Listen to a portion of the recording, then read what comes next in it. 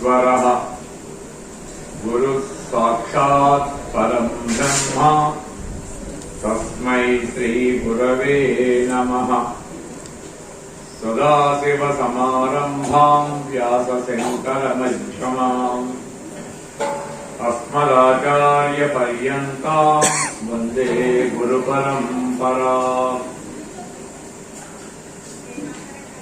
గురవే సర్వలోకానాం భిషగే భవరోగిణాం నిధయే సర్వవిద్యానాం దక్షిణామూర్తయే నమః. రత్నాకరాధౌతపదాం హిమాలయ కిరీటినీం బ్రహ్మరాజర్షిరత్నాఢ్యాం వందే భారతమాతరం.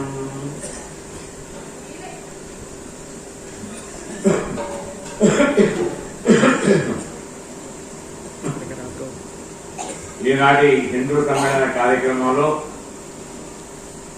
వేదిక మీద ఉపవిష్టులై మనందరికీ అనుగ్రహ భాషణం చేసినటువంటి పూజ్యశ్రీ స్వామిని మాతా పూర్వజానంద సరస్వతి స్వామి వారి యొక్క పాదపద్మములకు, ఆత్మీయ సాధువుల యొక్క పాదపద్మములకు, ఆత్మీయ మిత్రులు శ్రీ బాబా గారికి, కార్యక్రమంలో ఉన్నటువంటి పెద్దలకు, మాతృమూర్తులకు అందరికీ హృదయపూర్వక నమస్కారాలు.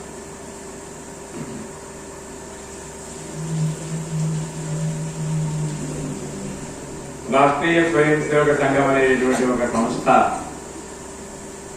భారతదేశంలో ఉన్నటువంటి హిందువుల యొక్క సంఘటన నిర్మాణం చేయడానికి,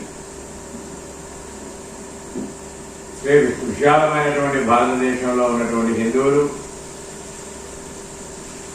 తమ యొక్క మౌలికమైనటువంటి అందరిలో ఉన్నటువంటి సమానతా సూత్రంతో కూడినటువంటి హిందూ ధర్మాన్ని కాకుండా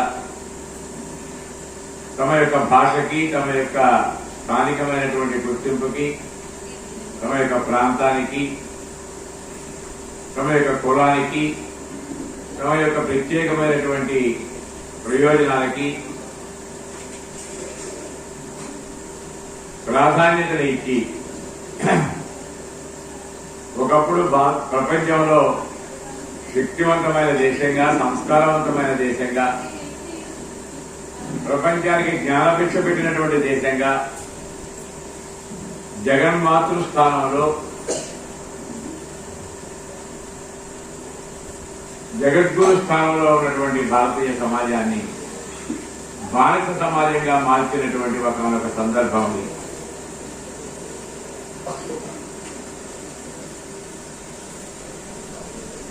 సుమారుగా 1000 సంవత్సరాల బానిసత్వం తర్వాత కూడా ఛత్రపతి శివాజీ నాయకత్వంలో యావత్ భారతదేశము మనల పునర్జీవితమై ఈ దేశం మీద ఆక్రమణ చేస్తున్నటువంటి విదేశీ ముష్కరులు ఎవరైతే ఉన్నారో వాళ్ళని అదుపు చేసి మళ్లీ హైందవీ సామ్రాజ్యాన్ని స్థాపించేటటువంటి ఒక సందర్భంలో ఆంగ్లేయులు అనేటువంటి ఒక మహమ్మారి మన దేశం మీదకి దండయాత్రకు వచ్చి, వ్యాపారం పేరుతో వచ్చి, మన మధ్యలో ఉన్నటువంటి బలహీనతలను ఆధారం చేసుకొని, మన మధ్యలో ఉన్నటువంటి చిన్న చిన్న విభేదాలను ఆధారం చేసుకొని ఒకరికి మరొకరికి మధ్యలో తగాదాలు పెట్టి ఒక్కొక్క రాజ్యాన్ని కబలించుకుంటూ వెళ్లి యావత్తు దేశం మీద 1828వ సంవత్సరం వచ్చే నాటికి సంపూర్ణమైనటువంటి ఆధిపత్యాన్ని సాధించారు. 1757లో బెంగాల్లో ప్రాతినిధ్యంతో ప్రారంభమైనటువంటి ఆంగ్లేయుల యొక్క దౌర్జన్యం 1820లో మహారాష్ట్రలో యొక్క పరాజయంతో పూర్తయింది. అప్పటి నుంచి కనుక లెక్క వేసుకున్నట్టయితే ఒక 125 సంవత్సరాల పాటు సంపూర్ణ భారతదేశం ఆంగ్లేయుల చేతుల్లో ఉంది. సుమారుగా 200 సంవత్సరాల పాటు భారతీయ సమాజాన్ని పీల్చి పిప్పి చేసినటువంటి ఆంగ్లేయులు ఒక విధంగా చెప్పాలంటే క్రైస్తవ సమాజం ఈ దేశం యొక్క మూలాన్ని దెబ్బకొట్టాలని ప్రయత్నం చేసింది. హిందువుల యొక్క ఆలోచన విధానాన్ని, హిందువులకి తమ దేవీ దేవతల మీద ఉండేటటువంటి శ్రద్ధని, భక్తిని, తమ సంప్రదాయాల మీద, తమ యొక్క ఆచార వ్యవహారాల మీద ఉండేటటువంటి గాఢమైనటువంటి అనుబంధాన్ని, యావత్ భారతదేశంలో ఉండేటటువంటి తీర్థస్థలాన్నిటి మీద ఉండేటువంటి ఒక పవిత్ర భావాన్ని, ఈ దేశమంతటా కూడా ఏ హిందువు అయినప్పటికీ కూడా దేశమంతా తిరిగి తీర్థాలను దర్శించుకుంటేనే నాకు ముక్తి వస్తుందనేటటువంటి ఒక శ్రేష్టమైనటువంటి ఆలోచన ఏదైతే ఉందో ఈ ఆలోచన వీటికి గడ్డి కొట్టే ప్రయత్నం వాళ్ళు చేశారు. నెమ్మదిగా కులాల మధ్యలో దిట్టు పెట్టారు, భాషల మధ్యలో దిట్టు పెట్టారు, ప్రాంతాల మధ్యలో దిట్టు పెట్టారు, కుటుంబాల మధ్యలో దిట్టు పెట్టారు, రాజకీయాన్ని వాడుకున్నారు, మతాన్ని వాడుకున్నారు. 1000 సంవత్సరాల పాటు మహమ్మదీయులు ఈ దేశం మీద పరిపాలన చేసి కూడా హిందూ సమాజాన్ని ఏమీ చేయలేకపోయారు. కానీ ఈ క్రైస్తవ సమాజం, ఆంగ్లేయ సమాజం 200 సంవత్సరాలలో భారతదేశాన్ని భ్రష్టు పట్టించారు. బహుశా మహమ్మదీయుల పరిపాలనలో ఈ దేశంలో ఐశ్వర్యం తరలిపోలేదు, ఇక్కడే ఉండింది.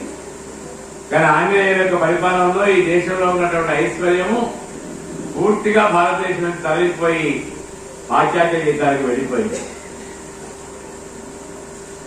ఇలాంటి ఒక వాతావరణంలో మెకాలే విద్యా విధానం వల్ల ఆంగ్ల భాష చదువుకున్నటువంటి వాళ్ళు కట్టులో, బొట్టులో, ఆలోచనలో, మాటలో, తీరులో, వ్యవహారంలో, జీవన పద్ధతిలో ఇంగ్లీష్ వాడిని అనుకరిస్తూ భారతీయత అనేటువంటి ప్రతిదాన్ని వెక్కిరిస్తూ హిందువులను చెప్పుకోవడానికి సిగ్గుపడుతూ, ఒకవేళ హిందువులని మనసులో గర్వపడేవాడు కూడా నేను హిందువులను చెప్పుకోవడానికి సిగ్గుపడేటువంటి ఒక సామాజిక వాతావరణం ఉన్నటువంటి నేపథ్యంలో డాక్టర్ కేశవరావు బలిరామ్ హెడ్గేవార్ అనేటువంటి ఒక మహనీయుడు ఆనాడు ఉన్నటువంటి పరిస్థితిని సమీక్షించుకొని ఈ భారతదేశం యొక్క పునర్వైభవాన్ని తీసుకురావాలి అన్నట్టయితే సాధారణమైనటువంటి హిందువులు ఈ నేల ఎడల, ఈ మట్టి ఎడల, ఈ ధర్మం ఎడల, ఈ సంప్రదాయం ఎడల, ఈ భాష ఎడల, మన యొక్క స్వకీయమైనటువంటి భావం ఎడల అనురక్తి, భక్తి పెట్టాలనేటువంటి ఉద్దేశంతో రాష్ట్రీయ స్వయం సేవక సంఘాన్ని ప్రారంభం చేశారు.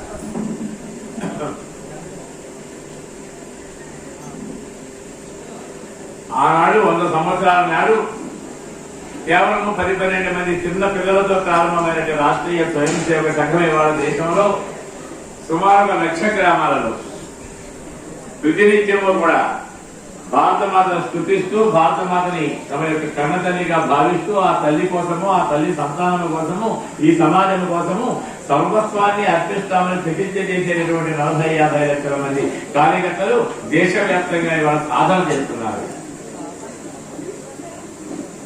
1,00,000 శాఖలలో దేశం మొత్తం మీద లెక్క వేసుకున్నప్పుడు నమస్తే సదా వత్సలే మాతృభూమి త్వయా హిందూ భూమి సుఖం వర్ధితోహం మహామంగళే పుణ్యభూమి త్వదర్థే పతత్వేషకాయో నమస్తే నమస్తే. అమ్మా, నువ్వు మా యొక్క మాతృభూమివి, అమ్మా నువ్వు మా యొక్క పుణ్యభూమివి, నువ్వు మా యొక్క జ్ఞానభూమివి, మా కర్మభూమివి. నీ గర్భవాత జన్మించినంత మాత్రం చేత మా యొక్క జీవితాలు ధన్యమైపోయాయి తల్లి. ఏ అమెరికాలోనో, లేకపోయినట్లయితే జర్మనీలోనో, లేకపోయినట్లయితే ఏ ఫ్రాన్స్ లోనో, లేక ఏ బ్రిటన్ లోనో పుట్టుంటే బహుశా మా యొక్క బ్యాంకు ఖాతాలో పుట్టగానే కొన్ని లక్షల రూపాయలు బ్యాంకులో డిపాజిట్ అయి ఉండేవేమో. కానమ్మా, పుట్టగానే డబ్బు డిపాజిట్ కావాలని కాదు, అసలు పుట్టక ముందే మా యొక్క బ్యాంకు ఖాతాలో కొంత పుణ్యం ఖాతాలో ఉండి ఉంటేనే భారతదేశంలో పుట్టే అదృష్టం లభిస్తుంది, ఇంకెక్కడ లభించదు. ఆ విధంగా మేము చేసుకున్నటువంటి పూర్వ పుణ్య జన్మ కర్మ వల్ల మేము భారతదేశంలో జన్మించి నీ గర్భవాసాన్ని యొక్క సంతానంగా గుర్తించబడేటువంటి అదృష్టాన్ని పొందాము తల్లి. ఈ అదృష్టాన్ని నువ్వు మాకు ఇచ్చినందుకు, ఈ శరీరాన్ని నువ్వు మాకు ఇచ్చినందుకు, ఈ జీవితాన్ని నువ్వు మాకు ఇచ్చినందుకు దానికి ప్రతిగా మేము మీ కోసము, అంటే ఈ సమాజం కోసము, మీ సంతానమైనటువంటి ఈ సమాజం కోసము నువ్విచ్చిన ఈ జీవితాన్ని పతదు ఏషాకాయో, నువ్విచ్చిన ఈ జీవితాన్ని మీకోసమే పతదు వినియోగిస్తాం. స్వార్థం కోసం వినియోగించాం, మా యొక్క స్వార్థం కోసం వినియోగించాం. మాకు చేతనైతే ఈ సమాజానికి ఉపయోగపడేలాగా జీవిస్తాం, చేత కాకపోతే నెమ్మదిగా ఊరుకుంటాము. కానీ ఈ సమాజానికి నష్టం కలిగేలా మాత్రమే జీవితంలో ఏ క్షణంలోనూ కూడా మేము అలాంటి పని చేయము అని ఒక ప్రతిజ్ఞ. ఇది ఎవరో బలవంతంగా చేయించే ప్రతిజ్ఞ కాదు, ఇష్టపూర్వకంగా అర్థము తెలుసుకుని దాని మూలంగా వచ్చే పరిణామాలు తెలుసుకుని దాని మూలంగా తమకు వచ్చేటటువంటి లాభ నష్టాలను బేరీజు వేసుకున్నటువంటి కార్యకర్తలు ప్రతినిత్యము చేసే ప్రతిజ్ఞ. ఇది అమాయకంగా చేసే ప్రతిజ్ఞ కాదండి. చాలా చోట్ల అనుకుంటుంటారు, మనం ఏదో సంకల్పం చెప్పిస్తాం, అవతల వాడు ఏదో సంస్కృతంలో చెప్తాడు, అది మనకు తెలియదు. పాపము పుణ్యమో బ్రహ్మగారిది, మాకు సంబంధం లేదు. పాపమో పుణ్యమో బ్రహ్మగారిది కాదు. ఈ శ్లోకము పఠించేటటువంటి ప్రతి స్వయం సేవకుడు కూడా దాని అర్థాన్ని సంపూర్ణంగా తెలుసుకొని చెప్తున్నాడు. మరి ఏమి కోరుకుంటావా? మరి ప్రతిఫలంగా ఏదో కోరుకోవాలి కదా, జీవితాన్ని ఇచ్చేస్తానంటున్నావు కదా, ఏమి కోరుకుంటావు? చాలా మంది కూడా అనుకోవచ్చు, సీఎం అయినటువంటి నరేంద్ర మోడీ గారు ప్రధానమంత్రి అయ్యారు కాబట్టి రేపు పొద్దున శోభు గారు గౌరవ సత్యనారాయణ గారితో ఇలాంటి కిరీటం ఎప్పుడన్నా వస్తుందని చెప్పి ఆయన ప్రయత్నం చేస్తూ ఉంటుంటారు. పాపం లేదండి, పోటీలో ఒక్కరికి మాత్రమే దక్కే అదృష్టం అది. ప్రధానమంత్రి లాంటి వాడు కావడం అంటే, లేకపోతే జాతిని నడిపించేటువంటి నాయకులు కావడం అంటే పోటీలో ఒకరికి దక్కేటటువంటి ఒక బాధ్యత, ఒక కర్తవ్యం, ఒక బరువది. అది అందరూ మోసేది కాదు, దాన్ని అందరికీ ఇచ్చేది కాదు. అది శ్రీరామచంద్రుడి కోసం ప్రత్యేకంగా పెట్టబడి ఉంటుంది, శ్రీకృష్ణ పరమాత్మ కోసం ప్రత్యేకంగా పెట్టబడి ఉంటుంది, ఛత్రపతి శివాజీ కోసం పెట్టబడి ఉంటుంది, కృష్ణదేవరాయల కోసం పెట్టబడి ఉంటుంది. అందరికీ కోసం కాలేదు, అసలు కోరిక కానే కాదు. స్వయం సేవకులు సంఘ కార్యకర్తలకి కోరికే ఉండదు. ఎందుకనంటే సంఘ కార్యకర్త కోరుకునేది ఏమిటంటే, నెలగిట్టున్నది అమ్మ మగుటము అందుసేమము కాను, దిగేలను రత్నములలో ఒక రత్నముగా నేను ఉండబోను. ఏం చేస్తావయ్యా? మాతృదేవి చరణ నజమున అల్పమగున ఒక కణమునవు. ఏమయ్యా నీ కీర్తి కిరీటం పెడతామయ్యా నెత్తి మీద అంటే, నాకు ఎక్కర్లేదయ్యా, మా అమ్మగారి నెత్తి మీద కిరీటం ఉంది కదా, బంగారం కిరీటం ఉంది కదా, అందులో బంగారంగా ఉండాలన్న కోరిక నాకేమీ లేదు. అబ్బో ఆ కిరీటాన్ని చూడగానే ఎన్ని క్యారెక్టర్ ఉంటుందండి, ఎన్ని కిలోలు ఉంటుందండి, ఇది వెండి బంగారం అండి, ఇది లేకపోయినట్టయితే నిజమైన బంగారం అండి, ఇలాంటి ఆలోచనలు అవసరమే లేదు. అసలు ఆ బంగారంలో ఉండాలని కోరికే రాలేదయ్యా. మరేముంది? అందులో మణిమాణిక్యాలు కొరిగారు కదా, ఇదిగో ఈ మాణిక్యం మా నాన్నగారు ఇచ్చింది, ఇది మా తాతగారు ఇచ్చింది, ఇది నేను ఇచ్చింది, ఇది నాదే, ఇప్పుడు ఇది నాదే అని చెప్పుకోవాల్సిన దౌర్భాగ్యం నాకు అవసరం లేదు. 100 మంది యొక్క తలకాయతో ఫోటో ఉంటుంది, వెనకాల గోడ మీద ఉంటుంది, అందులో మా ఫోటో మా తలకాయ కనపడుతూ ఉంటుంది, కనపడకపోదు. ఎవరినో స్నేహితుడిని తీసుకొస్తాం, ఇదిగో గుర్తుపెట్టావా నేనే 3 సార్లు చెప్తే వాడికి మోవాటం కొద్ది ఎవరు గుర్తుపెట్టారు అంటుంటాడు. ఈ దౌర్భాగ్యం నాకు అక్కర్లేదు. వెలయుతున్నది అమ్మ మగుటము అందుసేమము కాను, నేను దిగేలను రత్నములలో ఒక రత్నముగా నేను ఉండబోను. మరి ఏం చేస్తావయ్యా? మాతృదేవి చరణ రజమున అల్పమగున ఒక కణమునములు. నా తల్లి యొక్క పాదాల దగ్గర ఏదైతే ధూళి కణాలు ఎగురుతూ ఉన్నాయో అందులో కణంలాగా గుర్తింపు లేకుండా ఉంటే చాలయ్యా నాకు. అంతకన్నా ఆదర్శంలో పెరిగే కార్యకర్త, నిజమైన ఆదర్శ కార్యకర్త అంటే కుర్చీ వేయించుకుని కూర్చోవాలని కాదు. బాధ్యత ఇచ్చినప్పుడు, అవసరమైనప్పుడు ఆంజనేయ స్వామిని నిలవయ్యా లంకా నగరానికి అన్నప్పుడు అప్పుడు వెళ్తామేమో. అప్పటిదాకా వినయంతో కూర్చోవలసి ఉన్నది. మిగిలిన విషయాలు మాకు అక్కర్లేదు. మరి ఏం చేస్తావయ్యా? మరి ఏమీ చేయకుండా ఎందుకయ్యా ఈ సాధన, పరిమాణ సాధన దేనికోసమయ్యా అంటే, పని చేస్తూనే ఉంటాం, నిరంతరం కర్తవ్యం చేస్తూనే ఉంటాం, సమాజాన్ని బతిమలాడుకుంటూనే ఉంటాం, సమాజాన్ని ప్రేరేపిస్తూనే ఉంటాం. కానీ ఏమి కోరుకుంటామయ్యా? అమ్మ మెడలో పూలహారకు పువ్వునై నేనేమి చేదు, అమ్మ మెడలో పూలహారకు పువ్వునై నేనేమి చేదు, హారకీ గీతములలోన గీతమై నేనేమి చేదు, హారకీ గీతములలోన గీతమై నేనేమి చేదు. మరి ఏం చేస్తాం? మాలలో ఒక దారమవుదు, బాగా జ్ఞాపకం పెట్టుకోండి, మాలలో ఒక దారమవుదు, గీతమందున స్వరమునవుదు. అయ్యా అమ్మ మెడలో పూలహారం వేశారు, స్వామి మెడలో పూలహారం వేశారు, అబ్బాయి అంత బాగుందండి, ఎక్కడైనా తెచ్చారు అండి, దైవ ప్రకటన తెచ్చారండి, ఎన్ని వేలయ్యిందండి అని చెప్పుకోవచ్చు కాక. కానీ ఆ పూలగడ్డలో ఉండాలని నేను కోరుకోవడం. అబ్బో మా మాతాజీ గురించి అద్భుతమైనటువంటి గీతాన్ని పాడారు, ఎంత అందంగా పాడారో, ఎంత బాగా పాడారో. ఆయన రాసిన ఆయన ఎవరండి, పాడిన ఆయన ఎవరండి, పాడిన ఆయనకి పేరు వస్తుందండి, రాసిన ఆయనకి పేరు వస్తుందండి. నేనేమి అలా కోరుకోవడం లేదు, ఆ పేరు అక్కర్లేదు నాకు. మరి ఏం కావాలి? ఏ దారము పోగు లేకపోయినట్టయితే ఈ దండ నిలబడదు, ఏ దారము లేకపోతే దండ నిలబడదు. ఆ దండని బయట పారవేసేటప్పుడు ఏ దారాన్ని పట్టించుకోకుండా పారవేస్తారో ఆ దారంలా ఉండి ఆ దండను నిలబెట్టే దారం లాగా బతికితే నేను చాలు, అదే నా యొక్క అదృష్టము.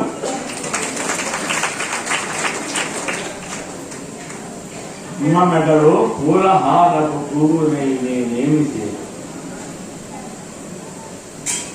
హారని గీతములలో ఉన్న గీతమై నేనేమి చేయను, మాలలో ఒక దారమౌదు గీతమందున స్వరం.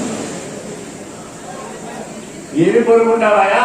కోరనన్యము దేవదేవ కోరికొక్కటి తీర్థరావా. దేవుడు రోజు కోరుకుంటాం, రోజు శాఖకి వెళ్తుంటాం, జెండా దగ్గర నిలబడుతూ ఉంటాం, పరమేశ్వరుని అడుగుతూ ఉంటాం. శక్తినివ్వయ్యా స్వామి. దేనికయ్యా అంటే ఆఖరి శ్వాస వరకు కూడా మంచం మీద పడిపోకుండా దేశ సేవకు నిరంతరం పనిచేసేటువంటి శక్తినివ్వయ్యా.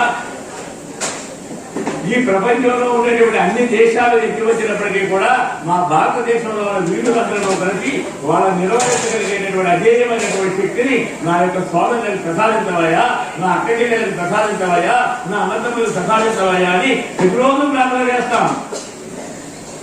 ఆ ప్రార్థన అంటే ఏమి కోరుకుంటున్నాం? ఆ ప్రార్థన చేయడానికి నీకు శక్తి కావాలిగా, ఓపిక కావాలిగా, డబ్బు కావాలిగా, ఉద్యోగం కావాలిగా, వ్యాపారం కావాలిగా, నువ్వు బతకాలిగా, నువ్వు గౌరవంగా బయట ఎవరి ముందు చేయి తాపకుండా ఉండాలిగా. కష్టాలు రాకుండా ఉంటాయా, ఇబ్బందులు రాకుండా ఉంటాయా, అవమానాలు రాకుండా ఉంటాయా, అపజయాలు రాకుండా ఉంటాయా? అప్పుడు డేరా పడిపోతావా? డేరా పడిపోవాల్సిన అవసరం లేదు. అలాంటప్పుడు డేరా పడాల్సినటువంటి అవసరమే ఏమీ లేదు. ఎందుకని? బాధలకు మా ఎదలు కుందట, బాధలకు మా ఎదలు కుందట. బాధలు అదే కాక బాధలు రావచ్చు, అయినప్పటికీ మేము ఏ విధమైనటువంటి మా యొక్క మనసు వెనకని వేయకుండా దేశ క్షేమలో నలయమవు దివ్య దివ్య దివ్య దివ్య జీవన భావావేశ మతంలో బాధలు ఏవైతే ఉన్నాయో ఆ బాధలు మా యొక్క మనసును ధరించకూడదు.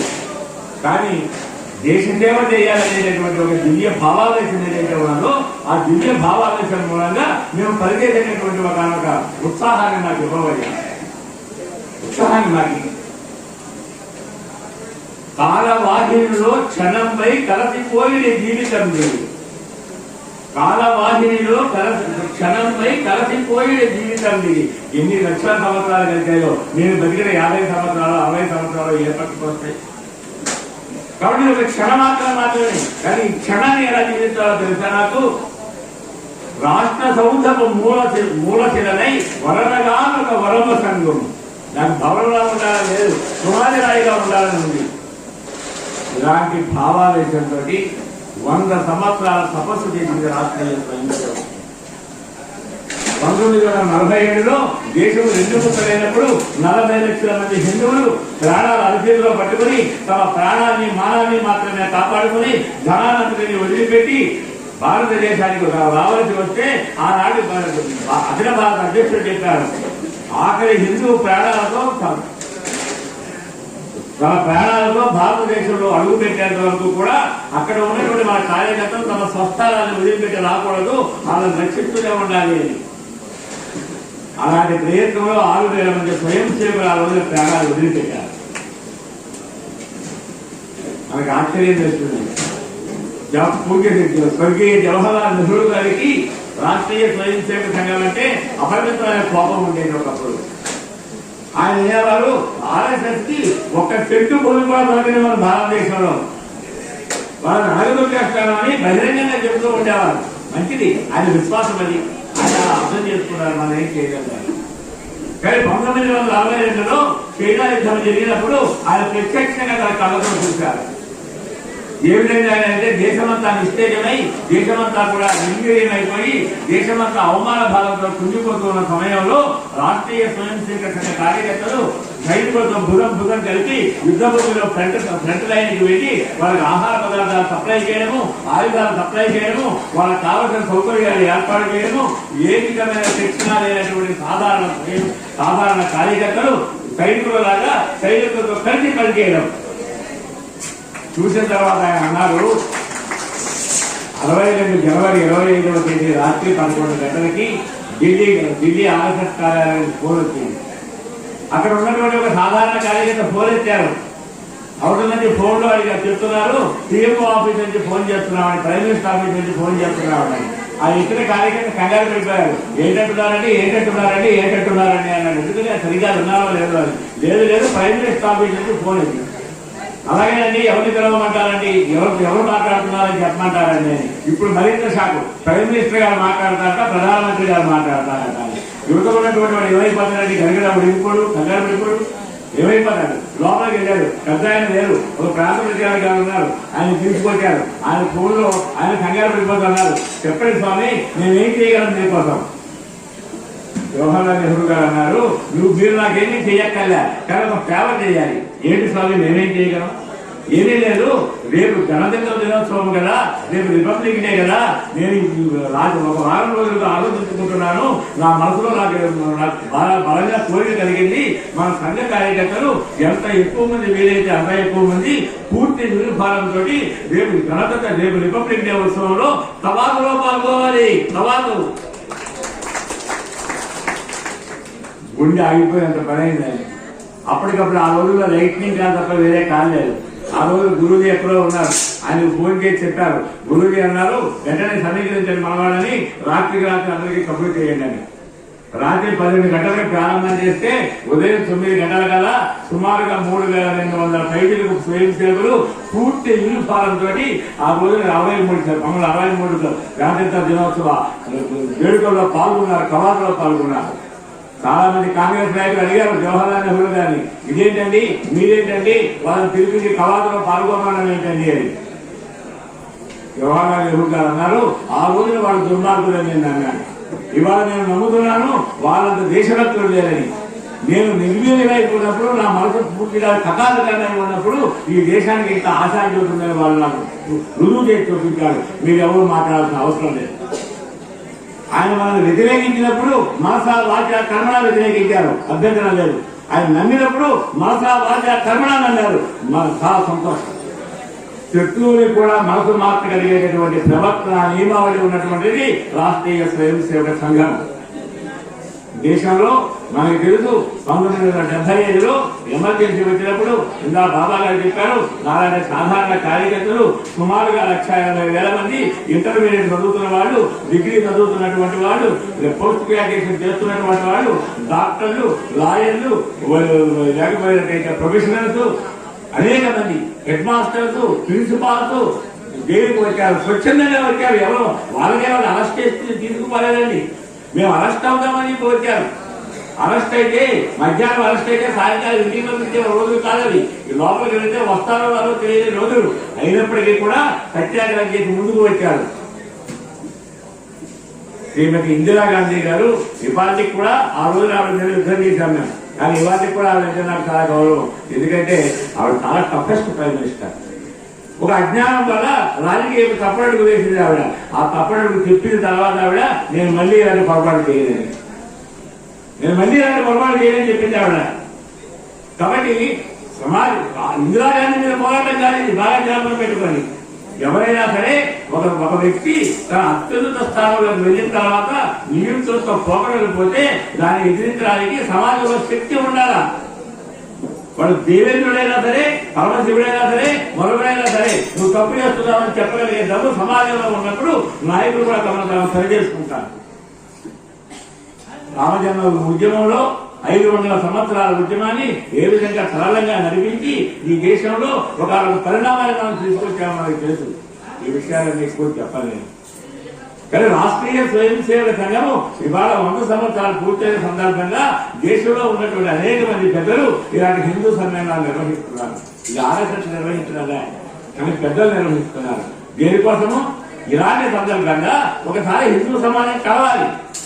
తన లోటుపాట్లను కూడా అర్థం చేసుకోవాలి, తన బలాన్ని తాను అర్థం చేసుకోవాలి, తన బలహీనతను తాను అర్థం చేసుకోవాలి. ఈ రెండింటినీ అర్థం చేసుకుని ఏ విధంగా ఏ మార్గంలో ముందుకు వెళ్ళినట్టయితే ప్రపంచంలో ఉన్నటువంటి ఏ ఇతర శక్తి కూడా మనల్ని ఏమీ చేయలేనటువంటి ఒక శక్తిని ఏ విధంగా హిందూ సమాజం సముపార్జించుకోవాలి. పార్టీలు ఇవాళ ఉంటాయి, ఏవో పోతాయి. ఏ పార్టీ అధికారంలో ఉందని ప్రధానం కాదు. మొత్తం సమాజ దేశంలో ఉన్నటువంటి అన్ని రకాల పార్టీలు కూడా హిందువుల గురించి పట్టించుకోకపోతే మనం మట్టి ముట్టుకుపోతామనేటువంటి ఒక వాతావరణము అన్ని పార్టీలకు ఏర్పడాలి. కమ్యూనిస్టులు మాట్లాడుతున్నారు మనం దారి తప్పిపోయామని, కమ్యూనిస్టులు మాట్లాడుతున్నారు దారి తప్పిపోయామని. ఎందుకని ఈ యొక్క హైందవ మూలాలను వదిలిపెట్టి మనం చేసినటువంటి పోరాటానికి వాళ్ళు చేసినటువంటిది కార్మికుల కోసం పోరాటం చేయడం తప్పు కాదు, కానీ హిందుత్వాన్ని వ్యతిరేకించడం తప్పు. కార్మికుల కోసం పోరాటం చేయవలసిందే, అందరం చేస్తాం. అది వాళ్ళ అబ్బసొత్తే కాదు, అన్ని పార్టీలు చేస్తూనే ఉంటాయి. కార్మికుల కోసం ఏ ప్రయోజనాలు చేయకపోతే ఏ పార్టీ మిగలదు, గాలిలో కలిసిపోతుంది. కానీ హిందుత్వాన్ని వదిలిపెట్టాల్సిన అవసరం ఏమని? కాబట్టి హిందుత్వం అనేటటువంటి బలీయమైనటువంటి సంఘటిత శక్తి ఏదైతే ఉందో హిందూ సమాజంలో దీనిని రక్షించుకోవాలి. రాజమండ్రిలో మధురాబాద్లో సత్యనారాయణ శాస్త్రి గారు ఉండేవాళ్ళు. వారిని కళాకార విద్యార్థుల కార్యక్రమంలో ఒకసారి వారిని ఉద్దేశించి మీ లక్ష్యం గురించి, మీ జీవిత లక్ష్యం గురించి చెప్పండి నేను అడిగాను. అడిగి ఆయన చెప్పారు, నేను ఆసులుగా చెప్తాను, ఒక 5 నిమిషాలు 10 రూపాయలు చెప్తానన్నారు. ఏంటో చెప్పమన్నారు. ఇతర చోడి లక్షలిక్కినను దాని పుట్టాను, ఇతర చోడి లక్షలిక్కినను దాని పుట్టాను. ఈ భారత స్థితిని వేద పురాణ శాస్త్ర శుచిలాధిష్టానమే మంగళ స్థితిని గర్భదలిద్దునింటారైనాను. బాగా జ్ఞాపకమైనది, బాగా కరెక్ట్గా చెప్తున్నారు.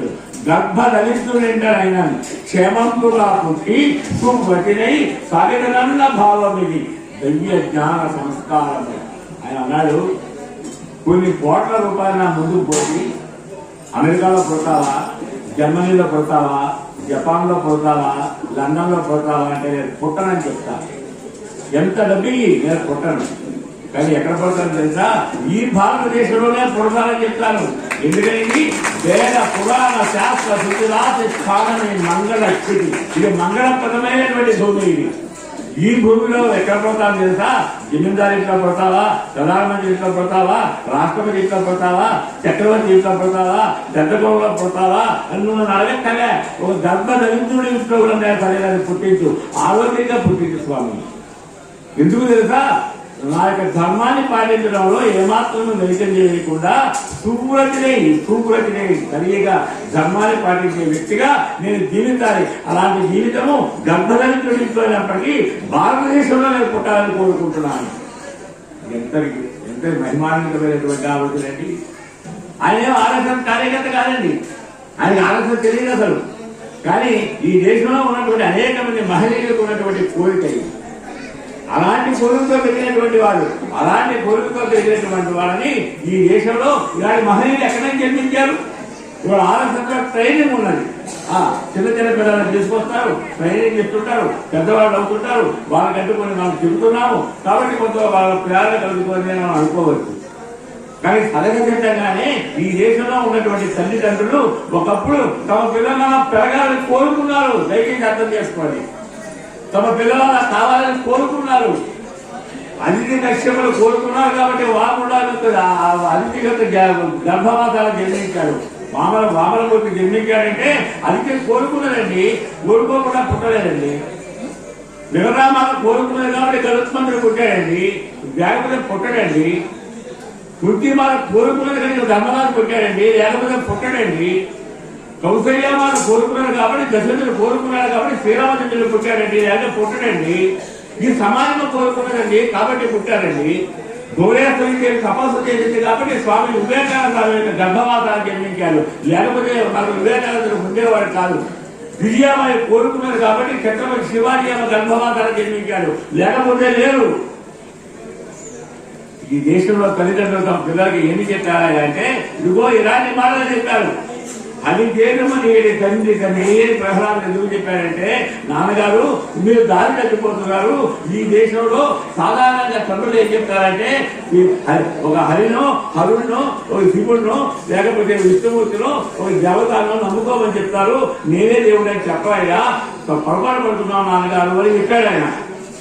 ఒకప్పుడు ఈ దేశంలో ఉన్నటువంటి వాళ్ళకి చెప్పిన మాటలు, ఆ పిల్లలకి చెప్పినటువంటి మాటలు ఏమి, దేనికోసం చెప్పారు? ఒక సరస్వతి మాత దేవాలయానికి తీసుకువెళ్తే మన పిల్లవాడికి మనం ఏం చెప్పాలి? ఆ సరస్వతి నీ యొక్క నాలుగు మీద నక్కలు మాడాలి. నువ్వు ఏం పలికినప్పటికీ సరస్వతి దేవి నేను పలికించగలగాలి. కానీ ఆ వచ్చినటువంటి సరస్వతి దేవిని అమ్ముకోకూడదు. బాగా జ్ఞాపకం పెట్టుకోండి. మన యొక్క కడుపు నిండడానికి కావాల్సిన కొద్దిపాటి ధనాన్ని సంపాదించుకోవచ్చునేమో కానీ అమ్ముకోకూడదు. ఎందుకు అమ్ముకోకూడదు? ఎందుకు చెప్పారో వ్యాస భారతాన్ని శ్రీమద్ మహాభాగవతంగా, ఆంధ్ర మహాభాగవతంగా మార్చినటువంటి ప్రోగ్రామాతులు చెప్పారు. ఆయన కళలో ఆయన ప్రత్యక్షంగా సరస్వతి దేవి చూశారు. కాటుక కంటే నీళ్ళు కనుకట్టు ఎంబడ ఏలగెచ్చదో కైకట దైత్య మద్దనని గాలి కూడా. అమ్మా సరస్వతి మాత, ఎందుకు మా బాధపడుతున్నావు? నేను రాత్రి భాగవతాన్ని ఎవరికైనా డబ్బులు అమ్ముకుంటాను అనుకుంటున్నావా? ఎట్టి పరిస్థితుల్లో నేను నమ్ముకోను. నేను వ్యవసాయమే చేసుకుని బతుకుతాను. నాకున్న 10 మంది పిల్లల్ని దాని మీదే బతికించుకుంటాను. నాకు డబ్బు లేకపోతే డబ్బు దరిద్రులాగానే బతుకుతాను. కానీ దీనిని మాత్రం ఎవరికి అమ్మనమ్మా, డబ్బులు మాత్రం అమ్మను. భక్త పౌరుల గురించి చెప్పదంటే సరస్వతీ దేవి సూచించినప్పుడు మనం భక్తబోధన గురించి చెప్తేనే కదా విద్వాంసులైనటువంటి వాళ్ళు తన విద్యను అమ్ముకోకుండా విద్యని మిగతా వాళ్ళకి సంస్కారవంతంగా తయారు చేయడానికి పిల్లల్ని తయారు చేసేటువంటి వ్యక్తి తయారవుతాడు. విష్ణువాలయానికి తీసుకువెళ్తాం. ఒక ధనుర్మాసంలో తీసుకువెళ్ళి వైష్ణవాలయానికి తీసుకువెళ్ళి ఆదిత్య మీద పడుకునేటువంటి శ్రీ మహావిష్ణువుని చూపించి ఏం చెప్పాలయ్యా మనం? అబ్బా చూడు ఎంత డబ్బు సంపాదించాలో. ఆయన మెడలో చూడు కౌస్తుభమనం ఉంది, ఆయన పాదాల దగ్గర చూడు లక్ష్మీదేవి ఉంది. ఆవిడకి ఎంత పెద్ద వడ్డానం ఉందో, ఆవిడకి ఎంత పెద్ద కిరీటం ఉందో, ఎన్ని మహిమాలక్ష్యాలు ఉన్నాయో, ఇది కదా సంపాదించాల్సింది మనము అని చెప్తామా? నువ్వు పెద్ద ఇంజనీర్ అవ్వయా, బ్రహ్మాండమైన ఆడగట్ట కట్టేసావయ్యా, అందులో సగం కొట్టేవయ్యా, దాంతో నాకు మీ ఆవిడకి లేకపోతే ఇంకా 2-3 సంవత్సరాలు ఉంటే వాళ్ళందరికీ బాగా డబ్బులు సంపాదించవయ్యా, నగలు నాణ్యాలు చేయించవయ్యా అని చెప్తామా? ఏమి చెప్పాలి? 6వ సముద్రంలో ఆదిశేషుల మీద పలుకున్నటువంటి ఆ శ్రీ మహావిష్ణువు బుసలు కొట్టేటటువంటి ఆదిశేషుడిని క్షణము నియంత్రణ చేయగలుగుతున్నాడు. తన హృదయంలో ఒక లక్ష్మీదేవి ఉన్నది, పాదాల దగ్గర ఒక లక్ష్మీదేవి ఉన్నది. హృదయంలో ఉండేటువంటి లక్ష్మీదేవి భక్తని అనుసరించేటువంటి లక్ష్మీదేవి. భక్తని అనుక్షణం కూడా భక్త మాటని అనుభవిస్తూ ఆయన ఎప్పుడు ఏం చెప్తారో, ఆయన చెప్పబదలుచుకున్నది ఏం తెలుసో దానికి అనుగుణంగా ప్రవర్తించేటటువంటి తల్లి. ఆ పాదాల దగ్గర ఉన్న ఆమె ఏం చేస్తున్నది? పాదాలు ఒత్తుతున్నది. ఆమె దగ్గర డబ్బు ఉన్నది. హృదయంలో ఉన్న లక్ష్మీదేవి దగ్గర డబ్బులు లేవు. హృదయంలో ఉన్న లక్ష్మీదేవి దగ్గర డబ్బులు లేవు. డబ్బంతా ఎక్కడ ఉంది? పాదాల దగ్గర ఉన్నటువంటి లక్ష్మీదేవి దగ్గర ఉంది. అంత ధనరాశి ఆయన పాదాలు వస్తున్నది. మనం ఏం చెప్పాలి? నువ్వు కోట్ల రూపాయలు సంపాదించవచ్చు, కానీ ఆ కోట్ల రూపాయలు నిన్ను సాధించకూడదు. నువ్వు ఆ డబ్బులు సాధించాలి. ఆ డబ్బుతో సత్కారాలు నిర్వహించాలి. సమాజాన్ని వైభవోపేతం చేయాలి. డబ్బులు సంపాదించాలండి, కానీ డబ్బు మనల్ని శాసించగలకూడదు. డబ్బుతో మొదలెక్కిపోకూడదు. డబ్బుని మనం సమాజ కళ్యాణానికి వినియోగించగలిగేటువంటి ధైర్యం ఉండాలి. ఈ దేశంలో హీరోలు మాత్రమే హీరోలు కాదండి. ఈ దేశంలో ప్రతి నాయకుడు కూడా హీరోలే. దేవతలు చాలా గొప్పవాళ్ళు అనుకుంటుంటాం, రాక్షసులు చాలా దుర్మార్గులు అనుకుంటుంటాం. కాదు, అవి వాళ్ళ మధ్యలో తగాదాలు జరిగకుండా వచ్చిన కాక అందులోనూ మహానుభావులు ఉన్నారు, ఇందులోనూ మహానుభావులు ఉన్నారు. బలిచక్రవర్తి ఏం చెప్పాడండి? మూడు లోకాలని జయించినటువంటి బలిచక్రవర్తి దగ్గరికి వచ్చి వామనుడు చేయి దాటితే నేను 3 అడుగులు నేలిస్తాను, 3 అడుగులు నేల ఇవ్వగలవాలని అడిగాడు ఆయన. 3 అడుగులు నేలిస్తే సరిపోతాయా? నువ్వు 3 అడుగులు నేలిస్తే 3 లోకాలు ఇచ్చినట్టుగా భావిస్తానయ్యా అని చెబుతుంటే పట్టించుకోకుండా బలిచక్రవర్తి ఏమన్నాడు? నేను ఇస్తాను అన్నాడు. 3 అడుగులు ఎవరైనా నువ్వు ఇంకా ఎక్కువ అవ్వయా అన్నాడు. చాలా ఏడాది 3 అడుగులు చాలా 3 అడుగులు చాలా అదే ఇవ్వలేమని చెప్పాడు. అయినప్పటికీ ఒప్పుకోలే. రైట్, గురువు గారు వచ్చారు. గురువు గారు చెప్పి వాళ్ళు కొట్టుకుంటున్నావా కాదురా బాబు, వాళ్ళు పిల్లవాడు లాగా బాబు, పిడుగులా బాబు, నువ్వు ఒక మాట ఒప్పేసుకుంటే చాలు, నీ గుణమంతా పట్టుకుపోతాడరా, ఒక చిన్న మాట ఆడరా, లేకపోతే నాశనం అయిపోతావరా, దెబ్బలు చేస్తావరా, ఐశ్వర్యం అంతా పోతుందిరా అంటే ఆయన ఏమన్నాడు? కానీ రాజులు రాజ్యములు కలుగదే, గర్వోన్నతిని పొందలే, వారు ఏదేసి మూటగట్టుమని పోవంజాలిదే, వారి పేరైనంగలదే. ఎంతమంది మహారాజులు లేరాయా, ఎంతమంది చక్రవర్తులు లేరాయా, ఎంతమంది డబ్బు సంపాదించలేదాయా, ఎంతమంది మగలెట్టి కొట్టుకోలేదాయా, వాళ్ళ పేరు ఎవరైనా జ్ఞాపకం పెట్టుకున్నాడయా, ఎవరి పేరు జ్ఞాపకం పెట్టుకున్నాడయా? శరీరాన్ని కోసి చక్రవర్తి పేరు జ్ఞాపకం పెట్టుకున్నాడు, వెన్నుకి దహీక భరత పేరు జ్ఞాపకం పెట్టుకున్నాడు. నేను రాక్షస కళలో పుట్టిన నేను ఈ బలి చక్రవర్తిని చెప్తున్నాను, నేను కూడా ఈ దేశంలో అలాంటి పేరుతో బతకాలని కోరుకుంటున్నాను. ఈ ఐశ్వర్యం కోసము, ఈ రాజ్యం కోసము ఆడిన మాట అబద్ధం అనేది ప్రసక్తే లేదు. సత్యహరిచంద్రుడు కాదండి, సత్యహరిచంద్రుడికి 100 రెట్లు గొప్పవాడు బలి చక్రవర్తి. అందుకాదండి శ్రీ మహావిష్ణువు ఏం చేశాడు? బలి చక్రవర్తి వచ్చే మన్వంతరంలో దేవేంద్రుడు చేస్తామని చెప్పాడు. అప్పటిదాకా ఆయన గేటుకి పడలాగా గేటు దగ్గర కాపలా పడున్నాడు. ఇప్పటికీ ఆయన గేటు కాపలా కాస్తుంది ఎవరయ్యా అంటే శ్రీ మహావిష్ణువు వంశ కాపలా కాస్తుంది బలి చక్రవర్తి. ఈ మన్వంతరం దాటి రాబోయేటువంటి మన్వంతరంలో, సామాన్య మన్వంతరంలో ఆయన దేవేంద్రుడు అవుతాయట. మాట ఇచ్చాడు శ్రీ మహావిష్ణువు. ఎలాంటి వాళ్ళండి, ఎలాంటి ప్రతినాయకులండి? ఈ సమాజంలో ఏమి చెప్పింది ప్రపంచానికి? సాధారణమైన వాళ్ళు కాదు, అసాధారణమైన వ్యక్తులు కూడా ఒక్క అపలక్షణం ఉంటే నాశనం అయిపోతారు. రావణాసుడు తక్కువ కూడా మనం పాడుకునేటటువంటి శివస్తోత్రాలు అనేక ఆయన రాసినవే కదా, శివభక్తి దురంధరుడు కదా. అయినప్పటికీ స్త్రీ వ్యామోహంలో పడిపోతే నువ్వు ఎంత వాడిపోయినప్పటికీ ఎంత పతనం అవుతారో చూపించడానికి కదా రావణాసురుడు చూపించాడు కదా. రామాలయానికి మన పిల్లవాడిని తీసుకెళ్తున్నామే, రామాలయానికి తీసుకెళ్ళినప్పుడు రాముడిని చూపించినప్పుడు అహల్యకి చాలా విమోచన చేసిన రాముడి గురించి మాట్లాడుతున్నావా, మంచి బాలుడైనటువంటి రాముడి గురించి చెప్తున్నావా? ఎప్పుడో తెలుసో తెలియకో చిన్న పొరపాటు చేసినటువంటి అహల్య ఒక 100, 150, 200 సంవత్సరాలు పశ్చాత్తాపంతో తపస్సు చేస్తానని విశ్వామిత్రుడు చెప్పినప్పుడు 16 ఏళ్ళ నా రాముడేమన్నాడు, 16 ఏళ్ళ నా రాముడేమన్నాడు, అమ్మా ఇంకా సరిపోదా స్వామి, ఈ పశ్చాత్తాపం సారదా స్వామి, ఆమెను సమాజంలోకి తీసుకురావద్దా, ఆమె యొక్క భర్తతో కలపవద్దా, సమాజం మీద గౌరవింప చేయవద్దా, కాబట్టి నేను లోపల చెప్తున్నాను ఆశ్రమంలో. ఎదురు వచ్చిన అహల్యకి నమస్కారం చేస్తూ రాముడు అంటాడు, అమ్మా నువ్వు నా తల్లి కౌశల్య కన్నా కూడా పవిత్రురాలివి, నువ్వు నా తల్లి కౌశల్య కన్నా కూడా పవిత్రురాలివి. శ్రీరామచంద్రుడి మాట చెప్పిన మరుక్షణం గౌతముడు వచ్చాడు, అహల్యని స్వీకరించాడు, సమాజం జేజేలు పెరిగింది. ఇంతకన్నా సంస్కారాలను ఇంకెక్కడ ఉంటుంది? ప్రతి మనిషి తప్పులు చేస్తారు, పొరపాటు చేస్తారు, అయ్యో తెలుసో తెలియకో చేస్తుంటారు. పశ్చాత్తాపం మనిషిని దగ్ధం చేయాలి. పశ్చాత్తాపంతో మనిషి మళ్ళీ ప్రపంచం మొత్తం చేత గౌరవం అందుకుంటాడని రామాయణం చెబుతోంది. శ్రీరాముడు చెప్తున్నాడు, రుజువు చేసి చూపించాలి అహల్య వృత్తాంతం. మన పిల్లలకి చెప్తానా? ఇంట్లో ఉన్న వాళ్ళు చిన్న తప్పు చేస్తే ఇంట్లో గెలుపో లూపో భార్యాభర్తలు కొట్టుకుంటారా? తప్పు చేయని వాళ్ళు ఉంటారా? ఒకరినొకరు క్షమించుకోనక్కర్లేదా? అర్థం చేసుకుంటారా? పశ్చాత్తాపం పడనక్కర్లేదా? అయ్యో ఆ రోజు నీ మాట అన్నాను, పొరపాటు అయిపోయింది, భార్య భర్తకి క్షమాపణ చెప్పుకోకర్లేదా? భార్య భర్తకి క్షమాపణ చెప్పుకోకర్లేదా? ఏమైనా భేషజమా? జీవితాంతంలో కలిసి ఉంటారే, శరీరాలతో కలిసి ఉంటారే, ఒకరినొకరు అర్థం చేసుకుంటారే, ఒకరితో ఒకరు కలిసిపోతారే, ఒకరినొకరు ఆస్వాదించుకుంటారే.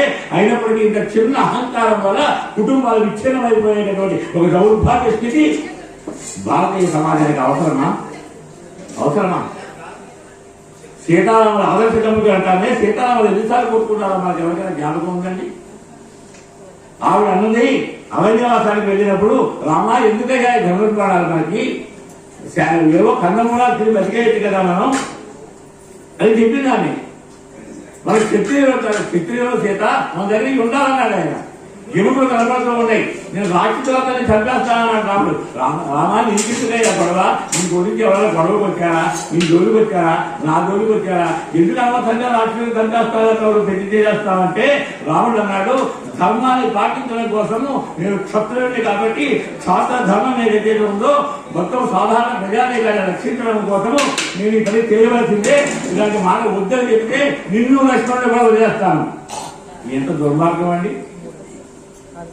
నేను ఈ పని చేస్తానని గట్టిగా అనొచ్చు, నేను ఏమైనా కానీ ఈ పని చేసి తీరుతానని గట్టిగా చెప్పండి, నేను వదిలేస్తాను అలా మాట్లాడితే నేను వదిలేస్తాను అలా. రాముడికి చెంపడతాను కాదు, ఇది తిక్క కాదు, బుడ తిరుగుడు కాదు. అయినా ఊరుకుంది కదా, ఆవిడన్నీ నవ్వింది. ఓహో నిరంగాను మనకు పని చేస్తావా, సరే చూస్తాను, నన్ను ఎదుగుపోయినప్పుడు ఏం చేస్తావో చూస్తానని నాకు అనుకున్నాను. ఆవిడ ఆయన రెచ్చగొడుతోంది, ఆయన రెచ్చగొడుతోంది. నేను నా జోలికి వస్తే ఏం చేస్తావు, నా జోలికి రాకపోతేనే మాట్లాడతావు కదా, నా జోలికి వస్తే ఏం చేస్తావు, నా జోలికి వస్తే ఏం చేస్తావు చూశాడు ఆయన. చూసింది కానీ అరణ్యవాసంలో పడుకొని నిద్రపోతున్నారు. బావి కడుగుతూ సీతమ్మ తల్లి ఒడిలో పడుకొని నిద్రపోతున్నాడు రాముడు. తాగి వచ్చింది, స్థలం మీద పడుస్తోంది, అదిరించినప్పటికీ పోవడం లేదు. రక్తము ధార పెరిగి శ్రీరాముడు ముదురు మీద పడి నిద్రాభంగమైంది. కళ్ళు తెరిచి చూశాడు ఆయన. చూడగానే కనిపించినటువంటి సీన్ ఏంటి, తాగి వచ్చిన భార్య స్థనాన్ని పొరుస్తోంది. స్థనాన్ని పొడవడం అంటే ఒక అవమానము, ఒక అత్యంత హీనాతిహీనమైన విషయము. భర్త ఎదురుకుండా ఉండగా ఎంత సాగసం విడికి లోపలికి వెళ్ళలేదు, ఆ తనశాలలోకి వెళ్ళలేదు, ధనుర్బాణాలు తెచ్చుకోలేదు, గుడి చూడలేదు, ఎత్తు పెట్టలేదు, దీన్ని చంపడానికి ఇంత ప్రయత్నం చేయలేదు. పడుకున్న వాడు పడుకున్నట్టుగా తనకున్న పొడవారి చేతులు కాపితే చేతికి దెబ్బగా జరిగింది. ఆ దెబ్బగా తీసుకున్నాడు. అత్యంత భయంకరమైనటువంటి బ్రహ్మాస్త్రాన్ని అభిమంత్రించి కాకి మీద వేస్తాడు. పిచ్చుడు మీద బ్రహ్మాస్త్రం అనేటువంటి మాట అప్పటి నుంచి వచ్చింది.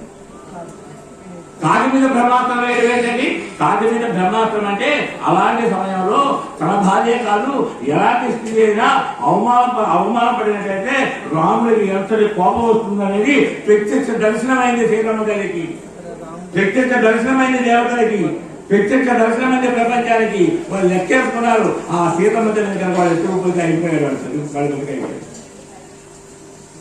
లంకానగరానికి వెళ్ళి కూర్చుందాన్ని ఆంజనేయ స్వామి వచ్చారు. అమ్మా నేను ఆ బుధాల మీద ఎక్కించుకొని తీసుకెళ్లిపోతానమ్మా, నువ్వు కనుక అక్కడికి వచ్చేస్తే మేము ధైర్యంగా రావణాసుడితో పోరాటం చేసుకుంటాము, నువ్వు ఇక్కడే ఉన్నావు అనుకో, నీకేం అప్తారం తలపెట్టాలని అస్తమానం భయంగా ఉంటుందమ్మా, ధైర్యంగా నా బుధాల మీద ఎక్కమ్మా, నేను అలక్షణంగా తీసుకెళ్లిపోతాను రాముడు వాళ్ళ దగ్గరికి. అరగంట సేపు చెప్పాడు, గంట సేపు వాళ్ళు ఆడుకున్నారు. చిత్తజీవునికి చెప్పింది సీతమ్మ తల్లి, ఆంజనేయ నేను రాను. ఎందుకు వస్తాను, నేను వచ్చిందే ఇక్కడికి రాకుండా ఉండడానికి. నేను ఇక్కడికి ఎందుకు వచ్చాను తెలుసా, నా భర్త సగౌరవంగా రావాలి, వాళ్ళ తల కొట్టాలి, వాళ్ళ తల తెంచిన తర్వాత నేను గౌరవంగా తీసుకువెళ్ళాలి. ఎన్ని లక్షల మంది ఆడవాళ్ళని వీళ్ళు కలుపులు పెట్టుకున్నారు, ఎంతమంది ఎన్ని లక్షల మంది ఆడవాళ్ళ యొక్క మానభంగాలు చేశారు. ఇలాంటి దానికి శిక్ష పడవద్దా? నేను తప్పించుకెళ్ళిపోయినట్టయితే మీరంతా క్షేమంగా ఉంటే సరిపోతుంది అనుకుంటున్నావా? కాదు కాదు, రావణాసుడు తల తెగపడడం కోసమే నేను ఇక్కడ వచ్చి కూర్చున్నా. రామాలయానికి వెళ్ళినప్పుడు సీతమ్మ తల్లి దగ్గరికి తీసుకువెళ్ళినప్పుడు మన అమ్మాయికి చెప్పాల్సిన ధైర్యం కాదండి ఇది. ఆమె యొక్క కరుణ, ఆమె యొక్క మాతృమూర్తత్వము అది మాత్రమే చెప్తామా? వాళ్ళలో ఉండేటువంటి పౌరుషమే లేదేవాడు. ఈ పౌరుషాన్ని రగిలించేటువంటి స్థితిని మనం చెప్పగలుగుతామా లేదా? ఇవాళ ఇందాక ఎమ్మెల్యే అన్నారు, కుంతి మాత్రం గురించి జ్ఞాపకం చేశారు. కుంతి మాత్రం జ్ఞాపకం చేసుకోవడం అంటే ఏకచక్రపురంలో లక్క ఇంటిలో తగలబెట్టాలని ప్రయత్నం చేస్తే తప్పించుకుని మారు వేషాల్లో ఏకచక్రపురంలో ఒక బ్రాహ్మణ వేషాల్లో ఒక ఇద్దరు దాక్కున్నారు. 5 పాండవులు తల్లి కుంతి లేదు. ఒక నెల రోజులు గడిచింది. ఇంకా రేపో ఎల్లుండో ఇంట్లో వదిలి వెళ్ళిపోతారు వీళ్ళు. ఆ రోజున ఇల్లంతా గోలగోలగా ఉంది. నువ్వు ఏం చేస్తున్నారు? ఏడుగురు పెడగప్పుడు ఇల్లంతా. కుంతిదేవుడికి వెళ్ళి ఏడు అడిగింది, ఏం జరిగిందమ్మా, ఏం జరిగిందంటే ఏడుస్తున్నారు అని. ఏం చెప్పమంటావు తల్లి, మా ఊరికి ఒక శనిగ్రహం సాపరించింది. 1 సంవత్సరం పాటుగా ఒక రాక్షసుడికి కూర్చున్నాడు, వాడు నరమాంస భక్షకుడు, అందరినీ చంపేస్తుంటే మేము ఏం చేయాలో తెలియక మా ఊరు సర్పంచ్ గారికి శక్తి లేదు, మా ఎమ్మెల్యే గారికి శక్తి లేదు, మా మినిస్టర్ గారికి శక్తి లేదు, మాకు మా చీఫ్ మినిస్టర్ గారు పట్టించుకోడు, ప్రైమ్ మినిస్టర్ ఎక్కడ ఉన్నాడో మాకు పోలే దొరకడు. ఇంకా మేమేం చేస్తాం? మేమే రాజీ పడ్డాం వాళ్ళతో రాజీ పడి రోజుకో మనిషిని పంపిస్తాం, నువ్వు టిఫిన్ కిందో భోజనం కిందో సరిపెట్టుకో, మమ్మల్ని వదిలేందుకు బతిలాడాము. ఇవాళ మా వంతు వచ్చింది, మా ఇంట్లో వచ్చి ఒకరు వెళ్ళాలి, నేను వెళ్తానంటున్నాను, నా భార్య వద్దంటోంది, నా భార్య వెళ్తానంటోంది, నా కొడుకు వద్దంటున్నాడు, నా కొడుకు వెళ్తానంటోంది, నా కోడలు వద్దంటున్నారు. మేము ఎవరు వెళ్ళద్దు, మీరు ఎవరు వెళ్ళద్దు, మేము చిన్నపిల్లలం కదా, మేము వెళ్ళిపోతాము, మేము చచ్చిపోయినా మళ్ళీ మీరు పిల్లల్ని కలవచ్చు కదా, చిన్న బాలకులు బాలబాలికలు మాట్లాడుతున్నారు. అందుకని మాకు ఈ బాధతో ఏడుస్తున్నామమ్మా. కుంతి ఏమన్నది, నాయన మీరు ఎవరు ఏడవక్కర్లేదు, నాకు 5 బిడ్డలు ఉన్నారు, ఒక బిడ్డను పంపిస్తాను నాన్న నేను, మీరు ఎవరు కంగారు పడకండి అని. ఆయన నాడు కంగారు పడిపోయారు. ఆయన కంగారు పడిపోయి ఏమన్నావమ్మా ఏమన్నావు? మీరు సరిగ్గానే విన్నారు స్వామి, నేను నా 5 బిడ్డల్లో ఒక బిడ్డను పంపిస్తా. ఏంటమ్మా ఇంత మహాభావాలను మూడగట్టుకోమంటావా నన్ను? కొద్ది రోజుల పాటు మా ఇంట్లో ఉంటాము, ఆస్ట్రేలియా అయితే సరైన అనుమతించాను నేను మీకు నేను పెడుతున్నది ఏమీ లేదు. ఊరికే ఇంట్లో ఖాళీగా ఇల్లు పడుతుంది, మిమ్మల్ని ఉండమన్నాను. ఈ మాత్రం దానికి మీ ఇంట్లో నీ సంతానంలో ఒకటి నాకు బలి ఇచ్చి, నా కుటుంబం కూడా బలి ఇచ్చి ఆ మహాపాపాన్ని మమ్మల్ని కూడగట్టుకోమంటావా? విలవలాడిపోయాడు ఆ కుటుంబం. కుంతీదేవి నాయన నా బిడ్డ బలం తెలుసు, అవకాశం ఉంటే వాడికి చంపి ఈ గ్రామానికి పడే పేరు వదిలిస్తాడు వాడు. లేదనుకో మీ ఈ కుటుంబాన్ని కాపాడేటటువంటి పుణ్యమైన నాకు చెప్తున్నాడు. నువ్వేం భయపడక ఆయన్ని ఒప్పించుకుని ఇంట్లోకి వచ్చింది. ఆమె తన గదిలోకి వచ్చింది, గంభీరంగా కూర్చున్నది. బయటికి వెళ్ళిన ధర్మరాలు అర్జునుడు నగోదాయుడు ఇంటికి వచ్చారు. ధర్మరాలు అడిగాడు, అమ్మాయి ఏంటమ్మా ఇంత సీరియస్ గా ఉన్నావు, ఇప్పుడు ఇలా ఉండేదాన్ని కాదు, ఇంటికి రాగానే నవ్వుతూ పలకరించేదాన్ని. లేదు నాయన ఇవాళ అలాంటి పరిస్థితులకు వచ్చింది అని మొత్తం కథంతా చెప్పింది. ఆమె విరవలాడిపోయాడు ధర్మరాజు. ధర్మరాజు అన్నాడు, అమ్మా 2 నెలలు కదమ్మా గడిచింది, లక్క ఇంటి తగలబడిపోతుంటే, మనం నడవలేకపోతుంటే, పరిగెత్తలేకపోతుంటే, ఎరకాల అగ్నికేలు మీదకి వచ్చేస్తుంటే మనల్ని రక్షించడం కోసమని భీమసేనుడే కదమ్మా మన 5 గులాల మీద పట్టుకుని పరుగులో మనం మట్టంలో కాలిపోకుండా బయటికి తీసుకొచ్చి రక్షించాడు. అలాంటి భీమసేనుని పంపిస్తానంటున్నావా? అసలు భీమసేన లేకుండా పాండవులు ఎలా బతుకుంటాం తల్లి? మనకు రాజ్యం ఎలా వస్తుంది? అసలు మన అస్తిత్వం ఏమైపోతుంది? నాన్నగారి కన్నా కళ ఏమైపోతాయి? పాండు మహారాజు గారు అయిపోయారు. కుంతీదేవిని ఈ 5 పిల్లల్ని నీకు అప్పచెప్తున్నా, జాగ్రత్తగా కాపాడుకో. వీళ్ళకి మళ్ళీ రాజ్యం ఇప్పించే బాధ్యత లేని. నువ్వు తొందరపడిపోయి ఏ విధమైన నిర్ణయాలు తీసుకోకు. నువ్వు ఆత్మహత్య చేసుకోకూడదు, నువ్వు సతీ సగంలో చేయకూడదు. నువ్వు బతికి ఉండి వీళ్ళని పెంచి పోషిస్తారా? కుంతీదేవి నిజమే ఆయన, మీ నాన్నగారు చెప్పిన మాట నాకు జ్ఞాపకం ఉంది. కానీ మనం మౌలికంగా క్షత్రియులము అంటే ప్రజల్ని సంరక్షించే బాధ్యత మా మీద ఉన్నదని, దానికి అవసరమైన విద్య నేర్చుకున్నటువంటి వాళ్ళము. వాళ్ళ కోసమని మన శరీరాన్ని త్యాగం చేసేటటువంటి సంసిద్ధత కలిగి ఉన్నటువంటి వాళ్ళము.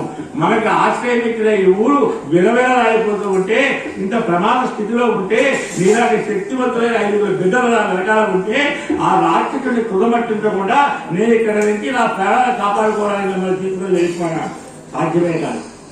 మన క్షత్రియ ధర్మాన్ని మనం కాపాడుకోవాల్సిందే. ఒకవేళ ఈ ప్రమాదంలో భీమసేనుడు మరణించినప్పటికీ నాకు అభ్యంతరం లేదు, రాజ్యం రాకపోయినా అభ్యంతరం లేదు, మీకు ఎవరికి కూడా రాజ్యం దక్కకపోయినా నాకు అభ్యంతరం లేదు. కానీ మన క్షాత్ర ధర్మాన్ని, మన హిందుత్వ ధర్మాన్ని, మన హైందవ ధర్మాన్ని, మన భారతీయ ధర్మాన్ని మనం కాపాడుకొని తీరవలసింది అని కుంతీదేవి చేసినటువంటి ఆ మార్గ దర్శనం ఏదైతే ఉందో దానిని మనం మన పిల్లలకి చెప్పగామా?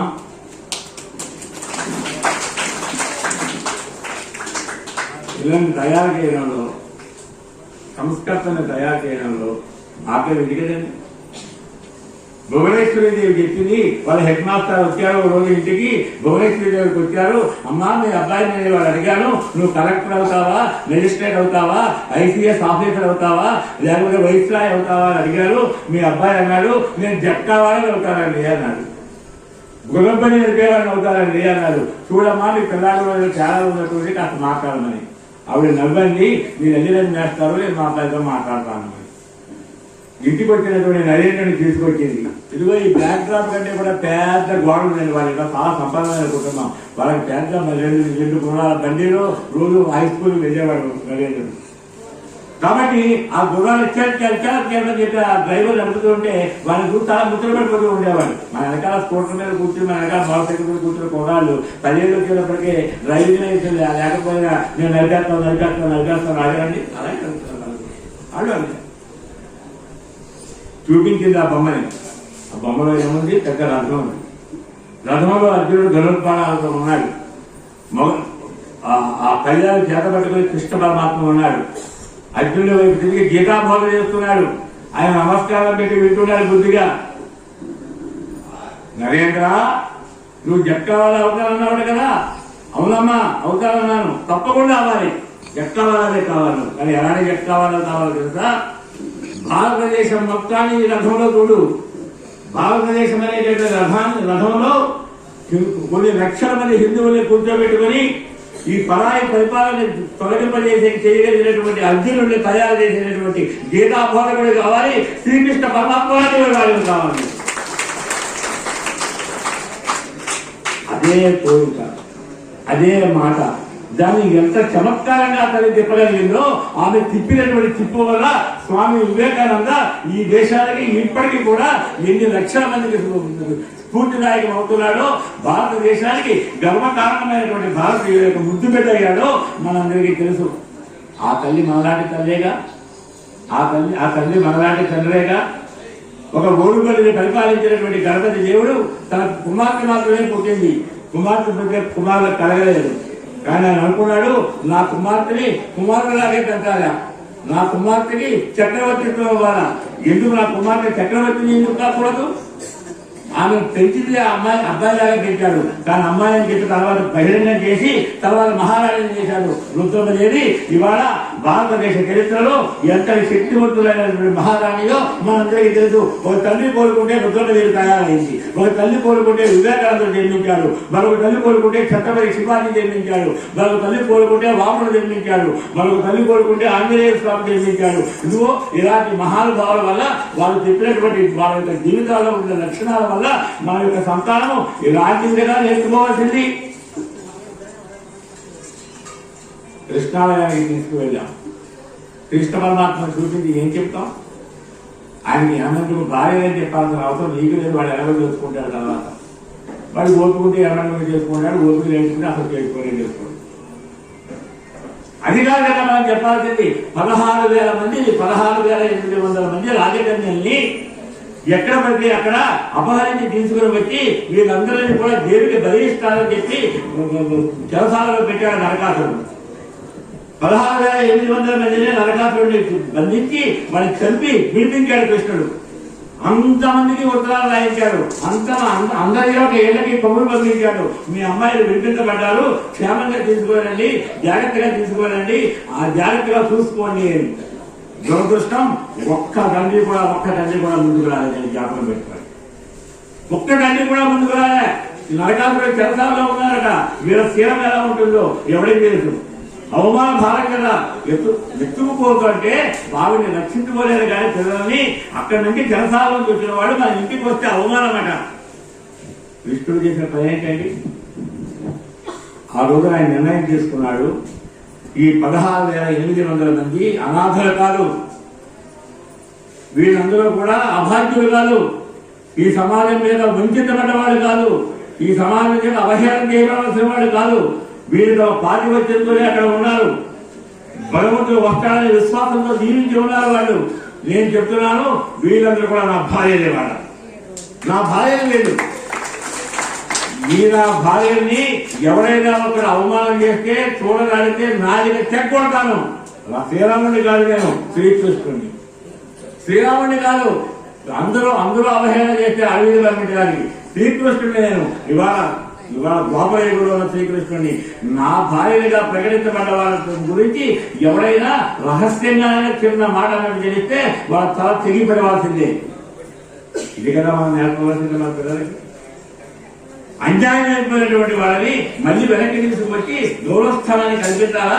వాళ్ళ అన్యాయాన్ని ఆపలేము కానీ వాళ్ళని మరింత హీనంగా చూడాలా? ఇది కదా మనం నేర్చుకోవాల్సింది. పరమశివుడు శివాలయాన్ని తీసుకువెళ్తున్నాం, శివుడిని చూపెడుతున్నాం. ఏమని చెప్తున్నాం? ఆయన 3వ కన్ను తెలిస్తే భస్మం అయిపోతాడని చెప్తున్నావా? ఆయన బుద్ధిగా 3వ కన్ను అనుకుంటే, ఆయన ధ్యానంలో ఉంటే నువ్వు కూడా అలాగే ధ్యానం చేయి, అన్ని కళ్ళు మూసుకో, ఏమీ చూడకు అని చెప్తున్నావా? లేదు, శివుడి యొక్క కన్ను 3వ కన్ను తెలిస్తే భస్మం అయిపోతాడని ఎవరు చెప్పాడండి? లోకము భస్మం అయిపోదు.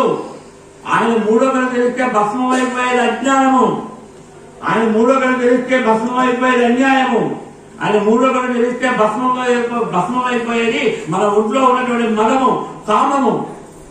ఆయన 3వ కన్ను తెలిస్తే మొత్తం ప్రపంచంలో ఉన్న అజ్ఞానం అంతా పటాబంజలు అయిపోతుంది. మన పొగారికి చెప్పద్దా? ఆయన కింద 3వ కన్ను తెలిపించవయ్యా.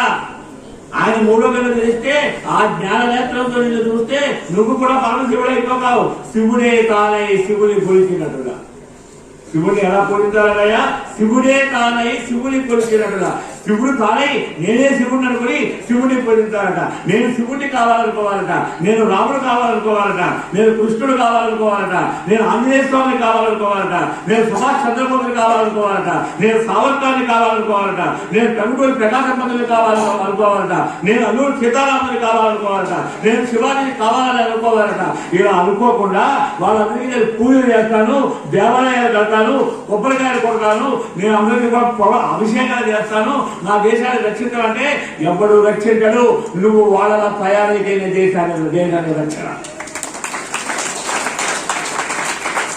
అందుకే రవీంద్రనాథ్ ఠాగూర్ గారు అన్నారు, అందుకే స్వామి వివేకానంద అన్నారు, అందుకే నిండినట్టు మహాపెద్దలంతా కూడా అన్నారు, పుష్పమాలలు పత్ర దళములు పుణ్య జల అభిషేక కర్మలు చందనము కర్పూరహారతి తృప్తిలీయవు మాతృమూర్తికి సింహ విక్రములైకెలించడు లక్షలాదిగా శ్రేష్ఠ వ్యక్తుల కర్మమయ జీవనము నెగసడు తపోజ్వాలలు భారతీయగా. ఆ తల్లికి హారతి ఎంతో ఇవ్వాలయ్యా అంటే చెప్తున్నారు, పుష్పమాలలు పత్రదళములు పుణ్య జల అభిషేక కర్మలు తృప్తిలీయవు మాతృమూర్తికి. ఇవన్నీ చేయాల్సిందే నువ్వు, ఇవన్నీ చేసినా ఇంకా తృప్తి పట్టలేదా? మరి ఏం చేయాలయ్యా? సింహ విక్రములైకెలించడు, సింహాల్లాగా జీవించేవాళ్ళు, శివంగుల్లాగా జీవించేవాళ్ళు, యువకులు, పురుషులు, స్త్రీలు, మేము ఈ ధర్మం కోసం నిలబడతాం, మేము ఏమి చేయాలో దాన్ని చేస్తాం, మా కుటుంబ వ్యవస్థని కాపాడుకుంటాం, మేము మా సమాజంలో ఎవరిని మేము అంటరానిగా వాళ్ళని చూడము. ఏ ఒక్క కులము ఎక్కువ కాదు, ఏ ఒక్క కులము తక్కువ కాదు, అందరూ పరమాత్మ స్వరూపులే. మాలో మనం ఏర్పడుకున్నటువంటి సాధారణమైన గుర్తింపులు మాత్రమే ఇది. అందరూ హిందువులని, గర్భ లోపలే కులము, గర్భ బయట హిందుత్వము అని మేము నమ్ముతాము. అందరినీ సమభావంతో చూస్తాము, ఎవరిని అంటరానితనము మనసులో కూడా రాలేము. మా ప్రకృతిని మేము కాపాడుకుంటాము, మా నీటిని మేము కాపాడుకుంటాము, ప్లాస్టిక్ మేము వాడము. మేము మా స్వదేశీ భావన ఏదైతే ఉన్నదో, స్వధర్మం ఏదైతే ఉన్నదో, మా స్వజాతి మా దేశం మీద, మా జాతి మీద మాకున్న అభిమానం ఏదైతే ఉన్నదో దీన్ని మేము గర్వకారణంగా భావిస్తాము అని భావించేటటువంటి వాళ్ళు, సింహాల్లాగా శుభంగుల్లాగా జీవించేటటువంటి వాళ్ళు, అలాంటి వాళ్ళు తమ యొక్క తపస్పరం చేత, తమ తపస్సు చేత, తమ తపస్సు మూలంగా వచ్చేటువంటి తపోజ్వాలల చేత, అలాంటి జ్వాలలతో ఆ భారత మాతకి హారతిస్తే అదిగో అప్పుడట సమాజం వస్తుంది, అప్పుడట భారతీయ సమాజము జగద్గురు స్థానంలో నిలబడుతుంది. ఈ స్థానాన్ని పొందడం కోసం రాష్ట్రీయ స్వయం సేవక సంఘము రాబోయే 22 సంవత్సరాల పాటు లక్ష్యాన్ని పెట్టుకుంది. ఇవాళ 100 సంవత్సరాలు పూర్తయింది ఆర్ఎస్ఎస్కి, నిజమే. ఇవాళ ఆర్ఎస్ఎస్ అనేది దేశంలో చాలా పెద్ద సంస్థ, నిజమే. ఇవాళ దేశంలో ఆర్ఎస్ఎస్ 1 లక్షల కోట్ల పనిచేస్తుంది, నిజమే. ఇవాళ దేశంలో ఆర్ఎస్ఎస్ ప్రతిరోజు 50 లక్షల మంది కార్యకర్తలు పనిచేస్తున్నారు, నిజమే. 50 లక్షల మందే కాదు, అనేక సంవత్సరాలుగా ఆర్ఎస్ఎస్ లో వచ్చి శిక్షణ పొందినటువంటి వాళ్ళు 5 కోట్ల మంది ఉన్నారు, నిజమే. ఆర్ఎస్ఎస్ ద్వారా ఈ దేశంలో 56 సంవత్సరాలు పనిచేస్తున్నాయి, నిజమే. ఈ దేశంలోనే కాకుండా ప్రపంచంలో 46 దేశాలు ఆర్ఎస్ఎస్ పనిచేస్తున్నాయి, నిజమే. ఎంత పెద్ద సంస్థ ప్రపంచంలో లేదు, నిజమే. ఈ విధానంతో పాటుగా ఒక ధైర్యం నిజం నేను సంఘం చెప్తున్న మాటనే, ఆర్ఎస్ఎస్ చెప్తున్న మాట నేను ముందు చెప్తున్నాను. ఈ దేశాన్ని ఇంకా సంపూర్ణంగా మార్చడానికి కావాల్సిన శక్తి కేవలం ఆర్ఎస్ఎస్ సరిపోదు. కేవలం ఆర్ఎస్ఎస్ ఆ శక్తి సరిపోదు. కానీ ఎలా సాధ్యం చేయాలి? మీలాంటి సహృదయులు, మీలోనే హిందుత్వం ఉన్నది, మీలోనే శౌర్యం ఉన్నది, మీలోనే ధైర్యం ఉన్నది. సావర్కర్కి ఆర్ఎస్ఎస్ శిక్షణ ఇచ్చిందా? స్వామి వివేకానందకి ఆర్ఎస్ఎస్ శిక్షణ ఇచ్చిందా? అల్లూరు సీతారాములకు ఆర్ఎస్ఎస్ శిక్షణ ఇచ్చిందా? శ్రీరామచంద్రుడికి ఆర్ఎస్ఎస్ శిక్షణ ఇచ్చిందా? లేకపోతే ఆంజనేయ స్వామికి ఆర్ఎస్ఎస్ శిక్షణ ఇచ్చిందా? నానా ప్రతాప్ ఆర్ఎస్ఎస్ శిక్షణ ఇచ్చిందా? వాళ్ళంతా దేశభక్తులు కదా. వాళ్ళందరూ కూడా స్వయంగా జీవితంలో పుట్టుకతో వచ్చినటువంటి ఒక దేశాభిమానంతో, ధర్మాభిమానంతో ఈ ధర్మాన్ని, సనాతన ధర్మాన్ని కాపాడుకున్న వాళ్ళు కాదా? ఆర్ఎస్ఎస్ మాత్రమే పని చేస్తుందని నేను ఎప్పుడు చెప్పుకోను. మాకు త్యాగం ఏంటంటే, మాకు ఉన్నటువంటి దాంట్లో మేము కూడా ఈ పనికి మేము కొంత సహాయం చేస్తున్నాము. సభ్యులైనటువంటి మీలాంటి పెద్దలు, యువకులు, స్త్రీ పురుషులు, దంపతులు అందరూ కలిసి, మనందరూ కలిసి స్వతసిద్ధంగా జన్మతః మనకు వచ్చినటువంటి ధర్మ అభిమానంతో మన హిందుత్వ ధర్మాన్ని కాపాడుకోవాలనే ఒక మహాప్రయత్నం ఏదైతే ఉందో మనందరం బయట చేయాలి. ఆర్ఎస్ఎస్ పనిచేస్తుంది, మీ అందరినీ ఆహ్వానిస్తుంది. ఆర్ఎస్ఎస్లో పనిచేయడానికి ఏ నియమాలు లేవండి, కేవలం అభిమానం ఉంటే చాలు. మీకు గాఢమైన అభిమానం ఉంటే చాలు, హిందుత్వం మీద అభిమానం ఉంటే చాలు. పనిచేసే ప్రక్రియ మేము నేర్పుతాం. పని చేసేప్పుడు ఎక్కడే మేము నేర్పుకుంటాం, ఏమీ ఎక్కలేదు. అందరూ కలిసి పని చేయొచ్చు. రోజు ఆర్ఎస్ఎస్ పోతే బిల్లు చేస్తేనే ఆర్ఎస్ఎస్ వాళ్ళు కాదండి. ఆర్ఎస్ఎస్ గాఢంగా అభిమానిస్తే కాదు, ఈ దేశాన్ని అభిమానిస్తే కాదు, ఈ దేశం కోసం పరితమిస్తే కాదు. వేదాలకు పుట్టి నిన్ను శాస్త్రాలకు పట్టుకున్నాం, కళలకేమో కాణాటి యోగములకు భాగ్యమని. విశ్వగురువు నిన్ను కాదని వేరొకరిని ఎదురవద్దు. నువ్వు విశ్వగురువు అమ్మా, ఎవడో వచ్చి చెబితే వాళ్ళు పట్టుకుని వెళ్ళిపోతామా? మా భాగవతాన్ని చెప్పలేదా? హరియను రెండు అక్షరములు హరించుడు పాఠకముల అంబుజనాభ. నువ్వు దశమపాదం కూడా ఇవ్వక్కర్లేదు. హరి హరి అంటావా, హర అంటావా, శివ అంటావా, కృష్ణ అంటావా, రామ అంటావా, సాయి అంటావా, ఇంకేమంటావా? వాళ్ళు 2 అక్షరాలు నామం పట్టుకోగలరు. నువ్వు ఇంత ముందు చేసే మహాపాపాలన్నీ తొలగిపోతాయి. ప్రతిరోజు నామాలు పట్టుకో, ప్రతి క్షణం ఆ నామాలు పెట్టుకో, నీ మహాపాపాలు తొలగిపోతాయి. పశ్చాత్తాప హృదయుడు అవుతావు, పవిత్రుడు అవుతావు, అహంజగంగా శుద్ధుడు అవుతావు అని భాగవతం చెబుతోంది. ఈ మాట మనం ఎప్పుడైనా చెప్తున్నాము నా సోదర హిందువులకి. 5 మధ్య ఖర్చు లేకుండా నామోచ్చారణతోటే ఈ సర్వ పాపాలతో వెళ్ళిపోతాయని చెప్పినటువంటి శ్రీ మహాభాగవతాన్ని నువ్వు చేతిలో పట్టుకొని చదివినా చదవకపోయినా ఆ అట్టపుస్తకాలు పట్టుకొని తిరుగుతున్నారే, వాళ్ళకన్నా నువ్వు తీసిపోయావా? శ్రీ మహాభాగవతంలో 2 పద్యాలు కంఠస్థం చేయకండి, జీవితం ధన్యమైపోదా? ఈ పనిని మన అందరూ కలిసి చేయాలి. ఈ పని చేసే పనిని మనందరం కలిసి చేయడం కోసమని మనందరం కలిసి ఈ పనిని చేయడంలో కృతకృత్యం అవుతామని, తప్పక మనకి విజయం లభిస్తుంది అని, ఆ జగన్మాత ఆ పరమేశ్వరుడు మనకి దానికి కావలసినటువంటి శక్తిని ఇస్తాడు అని మనందరం కలిసి రాబోయేటటువంటి 2047 అంటే సుమారు భారతదేశానికి స్వతంత్రం వచ్చే 100 సంవత్సరాలు పూర్తయ్యే నాటికి మన భారతదేశాన్ని ప్రపంచంలో నెంబర్ 1 స్థానంగా నిలబెడతామని, దానికోసమే ప్రయత్నం చేసేటటువంటి మా దేశ నాయకులు ఎవరైతే ఉన్నారో వాళ్ళందరూ కేంద్రుడు బాధుడుగా కూడా నిలబడతాము అని ప్రతిజ్ఞ చేసుకుంటూ ఇక్కడి నుంచి కదిలి వెళ్తామని అందరినీ కోరుతూ ఈ అవకాశం ఇచ్చినటువంటి కార్యకర్త సోదరులందరికీ ధన్యవాదాలు తెలుపుకుంటూ అందరి దగ్గర నుంచి